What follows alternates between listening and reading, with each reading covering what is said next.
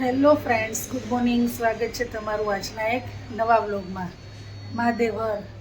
તો હવે અમે અત્યારે નીકળી છીએ હર્ષદ જવા. કાલે તો બધે આપણે દ્વારકા અને બેટ દ્વારકા ને અહીંયા બધે ફર્યા. આજે આપણે હર્ષદ જવાનું છે ને ત્યાં હર્ષદ માતાજીની આરતી કરશું. હવે આપણે બેટ દ્વારકા અને નાગેશ્વર જઈ આવ્યા છીએ અને હવે આપણે જઈએ છીએ હર્ષદ. તો રસ્તામાં ચા નાસ્તો કરવા આપણે ગાડી ઊભી રાખી છે. બધા નાસ્તો કરી લે પછી આપણે હર્ષદ જશું. એને જો ઠંડી કેવી લાગે, બ્લેન્કેટ ઓઢીને જ બેઠી છે અને ઠંડી છે પણ ખરા અહીંયા થોડી ઘણી વધારે છે.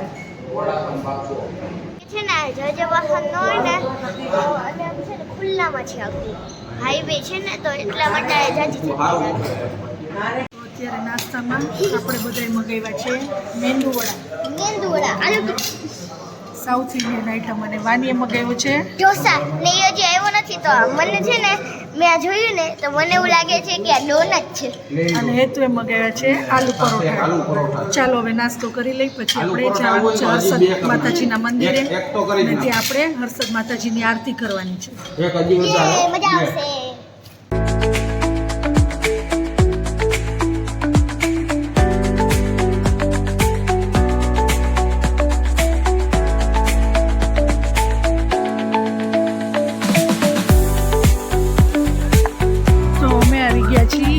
માતાજીના મંદિરે કોઈલો ડુંગર હરસિદ્ધિ માતાજી.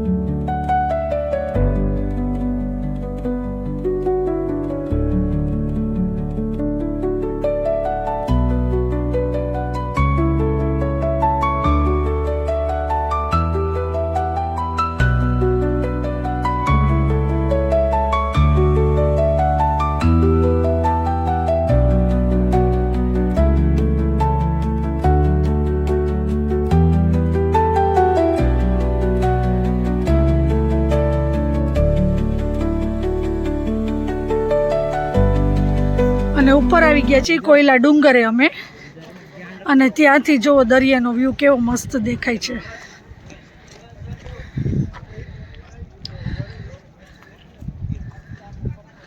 ને આજુબાજુની જગ્યા પણ કેટલી સરસ છે.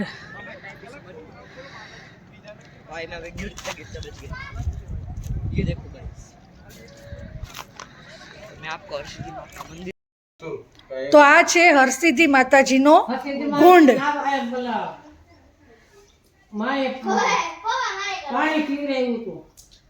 અને આ કેટલા વર્ષ જૂની જગ્યા છે.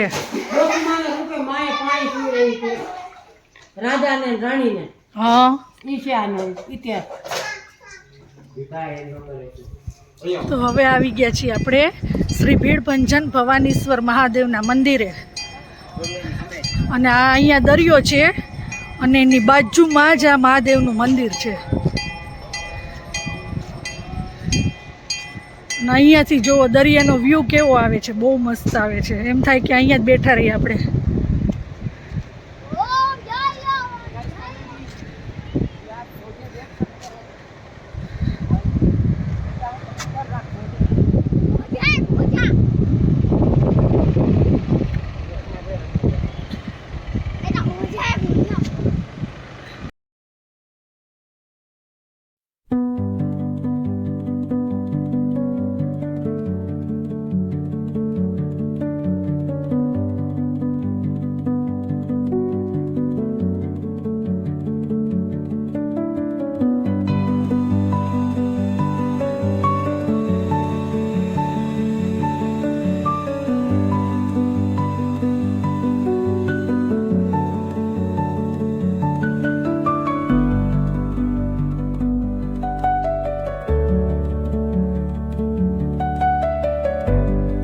અત્યારે દરિયાની અંદર એન્જોય કરી છીએ અમે, અને આપણે થોડા ઘણા શંખ ને છીપલા ને એ બધું પણ ગોતી લીધું છે. વાનીને તો જો કેવી મજા આવે છે.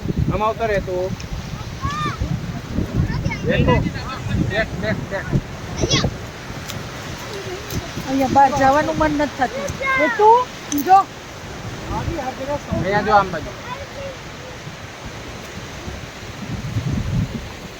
આની અહીંયા જો નામ લખે છે રામ ભગવાનનું, અને જેવું લખે ને એવું પાણી આવી જાય છે. લખા પેલા પણ પડી જાય છે એનું શું? જો હમણાં લખશે, લખતો વાની એ તો આમ બેટા પછી પાછળ એક વખત માની જવાય. અહીંયા સુધી આવે છે તો અહીંયા સુધી નથી આવતું એમ.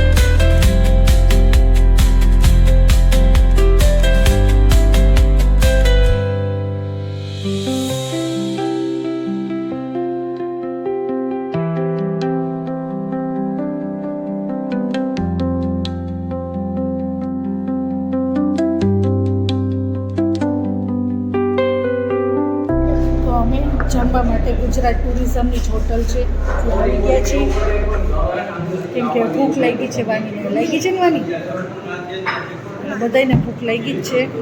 ચાલો હવે જમી લેશું. ફાઇનલી આપણે બધાથી ફરીને હવે આવી ગયા છીએ ઘરે, અને અત્યારે આપણે જમવામાં જો કે ઘરે નથી બનાવ્યું, આપણે સબ્જી બહારથી મગાવી લીધી અને ઘરે આપણે બનાવી નાખી છે રોટલી, અને રાઈસ પણ મગાવી લીધા છે કેમ કે બધા થાક્યા હતા. તો જમવામાં છે વેજ તુફાની, અહીંયા સલાડ છે, છાશ છે અને સાથે રોટલી. તો હવે જમી લેશું બધાએ.